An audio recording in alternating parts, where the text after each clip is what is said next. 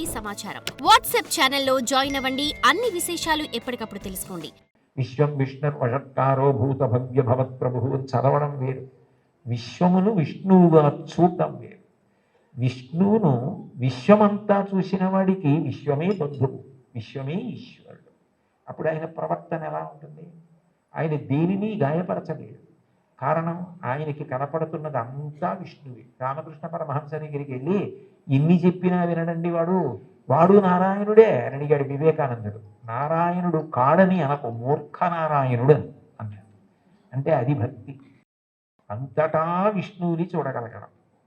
అలా భజించి సేవించేటటువంటి వాళ్ళు ఎవరున్నారో వాళ్ళు తరించడానికి నిరోధించగలిగినది ఏముంటుంది అంటే అడ్డము కాగలిగినది బారుమాను అంటారు. మార్కండేయ కృతం సప్తశతి స్తోత్రంలో అర్గళా స్తోత్రం అని ఉంటుంది. అర్గళా స్తోత్రం అంటే బారుమాను, నిరోధించున్నది అని. నిరోధించగలదా? ఆపగలదా? అట్లా సేవించగలిగిన వాడు ఎవరున్నాడో, అటువంటి మనసు పొందినవాడు ఎవరున్నాడో వాడు స్వామి యందు ఐక్యము కాకుండా ఆ భక్తియే చివరికి జ్ఞానమై మోక్ష కారణం అవుతుంది. ఆయన యందు కలిసిపో. ఆ ప్రవహించిన భక్తి నది వెళ్ళి సముద్రమునందు కలిసిపోయినట్లు. భక్తికి చరమాంకం ఏమిటంటే ఈశ్వరుణ్ణి చేరిపోవడమే. దానికి ప్రతిబంధకాలు ఉంటాయి, కానీ అడ్డలేవు. శంకరాచార్యులు వారు శివానంద లహరిలో ఒక అద్భుతమైన శ్లోకం చెప్తారు. అందులో అంటారు, అంకోలం నిజబీజ సంతతి రయస్కాంతోఫలం సూచిక సాధ్వీ నైజ విభుం లతాక్షితిరుహం సింధు సరిద్వల్లభం ప్రాప్నోతీహ యథా తథా పశుపతే పాదారవిందద్వయం చేతో వృత్తి రూపేత్య తిష్టతి సదా సా భక్తిరిత్యుచ్యతే అంటారు. నది సముద్రాన్ని చేరుకోవడానికి బయలుదేరుతుంది. ఎవరు దారి చూపిస్తారు? ఓ నది ఇలా వెళ్ళు సముద్రం వస్తుందని చెప్తారా? చెప్పరు. నది వెళ్ళిపోతుంటుంది. వెళ్ళిపోతున్నప్పుడు ఏ చంద్రశేఖరీంద్ర సరస్వతి మహాస్వామి వంటి మహాపురుషులో స్నానం చేస్తారు. అంతటి మహానుభావుడు ఇక్కడ స్నానం చేశాడని నది ఆగదు. ఒక ధూర్తుడు మూత్ర విసర్జన చేస్తాడు, అవమానమని బెంగపెట్టుకోడు. ఒక ముళ్ళ కంప వీపు చీరుతుంది, బొడ్డు నుంచి వంగి బాధపడదు.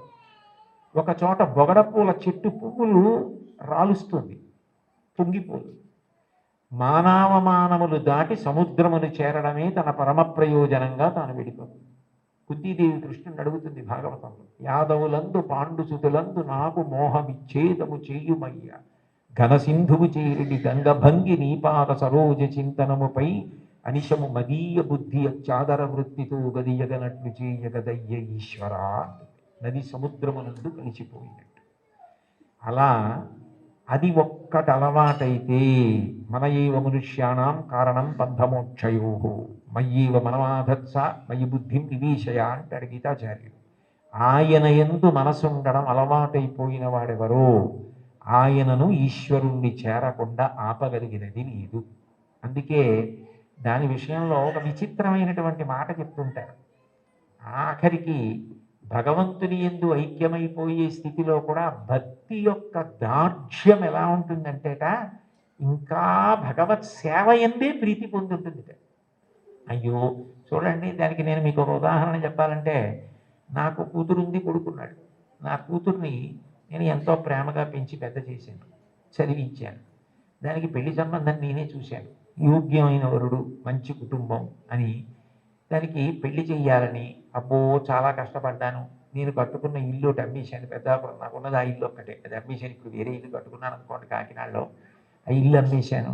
ఆ డబ్బు పెట్టి ఎంతో బాగా పెళ్లి చెయ్యాలని ఎంతో తాపత్రయపడి దానికి నిజంగా అంత బాగా పెళ్లి చేసి కన్యాదానం చేసేసి ఇంటికి వచ్చి బావురుమని ఇచ్చాను పూజామందిరం. అయ్యో నా కూతురు వెళ్ళిపోతోంది అత్తారింటికి. నేనే కదా కూతురికి పెళ్లి సంబంధం చూసింది, నేనే కదా అవన్నీ చేసింది, మరి కూతురు వెళ్ళిపోతోందని ఏడుపు ఏమిటి అంటే, ఎంత నేననుకుని ఇచ్చేస్తున్నా కూతురు నా ఇంట్లోంచి వెళ్ళిపోతోందని ఏడిచినట్టు భగవంతుని యొక్క భక్తిట మోక్షాన్ని కూడా ఒక స్థితిలో అమ్మో ఆయన ఎందుకు కలిసిపోవడమైనా ఆయన్ని సేవించడానికి ఇంక అవకాశం ఉంటుందా అంటుంది. భక్తి యొక్క దార్ఢ్యం అలా ఉంటుంది. దానికి సుప్రభాతంలో విచిత్రమైన శ్లోకం ఉంటుంది. స్వామివారిని స్వర్గాపవర్గ నిరపేక్ష నిజాంతరంగా కల్పాగమా కలనయా కులతాం లభంతే శ్రీవేంకటాచలపతే తప సుప్రభాతం అంటారు. స్వర్గాపవర్గ నిరపేక్ష నిజాంతరంగా తద్గోపురాగ్రశిఖరాన్ని నిరీక్షమాణా. స్వర్గము అపవర్గము, ఉత్తమలోక ప్రాప్తి, మోక్షము ఏమిస్తున్నా కూడాట వెళ్ళిపోతూ వెళ్ళిపోతూ ఆనందలనే విమానం చూసి అవన్నీ మా కొద్ది ఇక్కడ ఉంటా అంటారు. అంటే భక్తి యొక్క తాత్పర్యం అలా ఉంటుంది. ఆ మనసు భజించి సేవించడానికి అలవాటు పడిపోయిన వాడు పతనం అయ్యేటట్టుగా చూడగలిగినది లోకంలో ఉంటుందా? వాడికి ఆకాశం అడ్డం కాదు, పాతాళం అడ్డం కాదు. పైకి వెళ్ళేవాడికి పాతాళం అడ్డం ఏమిటి? ఎవరికైనా పైకి ఎడుతుంటే ఆకాశం అడ్డం అవ్వాలి, ఇంకోటి అడ్డం అవ్వాలి. పాతాళం అడ్డం ఎలా అవుతుందండి? కింద పడితే పాతాళం అడ్డం. బాగా కింద పడిపోదాం అనుకున్నానండి, నాకు పాతాళ లోకం అడ్డొచ్చింది అన్నది. ఈశ్వరుణ్ణి చేరాలనుకున్నవాడు పైకి ఎడతాడు కానీ కిందకి ఎడతాడా? అంటే ఒకవేళ ఓ తప్పు చేసి కిందకి వెళ్ళిపోయినా ఈశ్వరుడు వాడిని బాధ పెట్టడు. వాడిని మళ్ళీ పైకెత్తే పూచి ఆయనే తీసుకుని పైకెత్తుతాడు. అందుకని పాతాళం అవడం కింద పడ్డా కూడా వాడికి అంత కింద పడ్డా అంత పైకెక్కుతాడు. దానికి ఉందా? ఉంది. ఉదాహరణ బలిచక్రవర్తే ఉన్నాడు. అంత ఇంద్రుణ్ణి గెలుద్దాం అనుకున్నవాడు గెలవలేక గురువు గారిని, శుక్రాచార్యుల వారిని పట్టుకుని విశ్వజిత్ యాగం చేసి అగ్నిహోత్రంలోంచి బంగారు రథం, ఆ గుర్రాలు, గొప్ప గొడుగు, అక్షయబాణ తూణీరాలు, ధనస్సు అన్నీ పొంది ఇంద్రుణ్ణి ఓడించి అంత గొప్పవాడైతే ఇంద్రుడు బృహస్పతి దగ్గరికి వెళ్ళాడు. ఆయన గురువుగారు శుక్రాచార్యుల వారిని ఆశ్రయించాడు. నేను మా గురువు గారు మీ దగ్గరికి వచ్చాను, నేను ఎలా ఓడించాలి బలిచక్రవర్తిని అడిగాడు. నేనా శుక్రుడా? వదిలి గురువుల అనుగ్రహం పొందిన వాడిని పాడు చేయగలిగిన వాడు ఉండడు.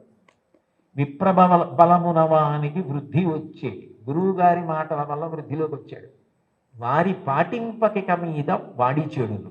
ఒకనాడు గురువుగారి మాట వింటావు, అప్పుడు పాడైపోతాడు. అప్పటి వరకు నువ్వు ఎదురు చూడండి. గురువుగారి మాట వినకుండా ఎప్పుడు ఉంటాడో అప్పటి వరకు ఎదురు చూస్తుంది అన్నాడు. గురువు గారి మాట వినకుండా చేయగలిగిన వాడెవరు? ఆ తెలివితేటలు ఒక్క విష్ణువే. అందుకే ఆయన వామనమూర్తిగా వచ్చాడు.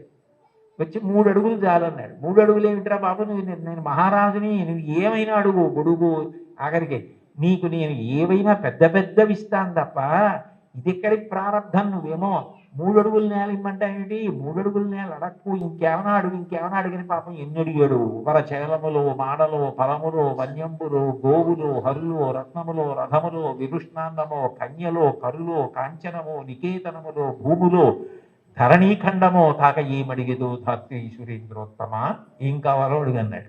అబ్బెబ్బే ఒంటివాడ నాకు 1-2 అడుగుల మేరయిమ్ము సొమ్ము మేరయ్యొల్ల కోర్కె తీర బ్రహ్మ కూకటి ముట్టెద దానకుతుక సాంద్ర దానవేంద్ర. నేను ఒంటివాణ్ణి, నాకు 1-2 3 అడుగులు అన్నాడు. 2 అడుగులతో భూమి ఆకాశాలు కొలిచి 1 అడుగు బలిచక్రవర్తి తల మీద పెడతాడు. 1-2 అన్నాడు, 3 అడుగులు అనలేదు. ఇమ్మన్నాడు, ఇస్తానన్నాడు. ఇస్తానంటే శుక్రాచార్యులు వారు పరిగెత్తుకు వచ్చారు. ఒరే నాయన, వచ్చినవాడు విష్ణువురా, ఇవ్వకు పాడైపోతా ఉన్నారు. విష్ణువు అయితే మాత్రం నాకు పట్టిన గొప్పతనం ఎవరికి పట్టింది? ఆదిం శ్రీసతి గొప్పుపై తనువుపై అంశోత్తరీయంబుపై పాదాబ్జంబులపై కపోలతటిపై పాలిండ్లపై నూత్న మర్యాదం చెందు కరంబు క్రిందగుట ఆపైనా కరంబుంటమేల్ కాదే రజ్యము విద్యమున్ సతతమే కాయంబు నా పాయమే. అందరికీ అన్ని ఇచ్చే లక్ష్మీపతి, లక్ష్మీదేవి ఒంటి మీద చెయ్యేస్తే ఆవిడ అబ్బాని పొంగిపోయేటటువంటి చెయ్యి కింద అవడమా, పైన నేను చెయ్యి పెట్టి ఇవ్వడమా? ఇది చాలు, పోతే పోనీ అన్నాడు. గురువుగారి మాట తిరస్కరించాడు. పోయింది రాజ్యం. 3వ అడుగు ఎక్కడ పెట్టనన్నాడు. నా సునృతంబుగా నినుడువదు నా జిహ్వ బొంకజాల నాకు బొంకు లేదు, నీ తృతీయ పదము నిజము నా శిరమున నెలగు చేసి పెట్టు ఈశ్వరా. నేను అబద్ధం అన్నాయా? 3వ అడుగు ఇక్కడ పెట్టేయండి, పాతాళానికి తొక్కించాడు. అంటే పడిపోయాడా? ఏదైనా పోగొట్టుకున్నాడు కానీ మాట తప్పకుండా భక్తితో అలాగే నిలబడ్డాడు. ఆ భక్తికి ఆయన ఏం చేశాడు? తాత్కాలికంగా నువ్వు అలా ఉంటావు, కానీ సావర్ణిమనువు వేళకు దేవేంద్రుండకు నితడు దేవతలకు దుర్భాషితమకు నాచోటికి రావింతును అందు మీద రక్షింతు దయ. నేను సావర్ణిమనువు వేళకి ఇతన్ని నేను దేవేంద్రుణ్ణి చేస్తాను. అప్పుడు ఎవరు ఇతన్ని ఏం చేయరు. ఇతను పాతాళంలో ఉన్నా నా సుదర్శన చక్రం కాపాడుతుంది, రోగాలుండవు. ఇతన్ని ఎవ్వరూ ధిక్కరించడానికి వీల్లేదు. ఇతను దేవేంద్ర పదవి అయిపోయిన తర్వాత చూడ్డానికి కూడా వీలు కాని వైకుంఠానికి ఇతన్ని పిలిపించి నా యందు ఐక్యం చేసుకుంటానని వరమిచ్చాడు. పాతాళానికి పోతే మాత్రం ఏమైనా అడ్డమైందా? మళ్ళీ ఎగిరి ఎంత దూరం వెళ్ళాడు, ఏ స్థాయికి వెళ్ళాడు. భగవంతుని యందు భక్తి నిలబడినది నిజమైతే నిన్ను అడ్డగలిగినది లేదు. అటువంటి వాడికి కైలాసమే కనపడినా బ్రహ్మలోకమే కనపడినా త్రోవలో వెళ్ళిపోతున్నప్పుడు ఒక వ్యక్తి దాహం తీర్చుకోవడానికి ఆగి ఒక్కసారి చలివేంద్రంలో నీళ్లు తాగి వెళ్ళిపోయినట్టు ఆగి చూసి వెళ్ళిపోయే లోకాలే తప్ప అబ్బాయి ఇవి బాగున్నాయని వాడు ఆగిపోయాడు. అదే బ్రహ్మలోకం. కైలాసాదులు కూడా ఆయనకి త్రోవలోకి వచ్చినా అమరావతి వచ్చినా స్వర్గమే వచ్చినా ఆయన ఆగడం. ఎందుకంటే ఆయన దృష్టి అంతా ఎప్పుడూ భగవంతుని యందు రమిస్తూ ఉంటుంది, ఆయన ఎందే కలుస్తాడు. దానికి కావలసినది సద్గురు బోధ అంటారు. చెప్పకుండా చెప్పడం, అన్యాపదేశోపదేశము అని పైకి చెప్పకుండా చెప్పడం. నేర్చుకోవలసినది ఏమిటంటే ఎప్పుడు భగవంతుణ్ణి స్మరించగలిగినటువంటి మనసుని నీలో నువ్వే పెంపొందించుకో. ఉద్ధరేణ ఆత్మనాత్మానం ఆత్మానవసాదయేత్ ఆత్మైవ ఆత్మనా బంధు ఆత్మైవ రిపురాత్మన. నిన్ను నువ్వు ఉద్ధరించుకోవాలి. నీకు ఆకలిస్తే నువ్వు అన్నం తినాలి, నీకు నిద్ర వస్తే నువ్వు నిద్రపోవాలి. నిన్ను నువ్వు ఉద్ధరించుకోవాలి. నీకు నువ్వే మిత్రుడు, నీకు నువ్వే శత్రువు. నీ మనసు లౌకిక విషయముల యందు మాత్రమే అనురక్తమైతే నిన్ను బాగు చేయగలిగిన వాడు ఎవరు ఉండడు. నీ మనసు భగవంతుని యందు రమించడం అలవాటైతే నిన్ను ఎవ్వరూ ఉద్ధరించక్కర్లేదు. అది నీ అంత నువ్వుగా ఆ భక్తికి ముహూర్తాలు ఉండవు. వచ్చే ఏకాదశి నుంచి భక్తిగా ఉంటానండి అంటే అది ఏమైనా శంకుస్థాపన, గృహప్రవేశం. భక్తిగా ఉండడం అన్నది మనసులో భగవంతుని యొక్క చింతన చేత వస్తుంది. ఎంతటి మహోపకారి అన్న భావన అది కలిగితే ఆయన ఆరాధన యందు లౌల్యము కలుగుతుంది. ఎప్పుడు ఆరాధిస్తానా, ఎప్పుడు కాళ్ళు కడుగుతానా, ఎప్పుడు అర్ఘ్యం ఇస్తానా, ఎప్పుడు ఆచమనీయం ఇస్తానా అని మనసు కొట్టుకుపోతుంది. అర్చాలౌల్యా సతతం చంద్రమౌళే పౌనఃపుణ్యం విష్ణునామ్నాంచ పాఠ ఏకం చాసౌ బోధతే దేవతానాం అంటారు మహాస్వామి గారి గురించి. అటువంటి స్థితి కలుగుతుంది. కాబట్టి అటువంటి వాడికి ప్రతిబంధకమేది, ఆపగలిగినది ఏది, అది నేర్చుకో. For more videos like this, subscribe Big TV channel.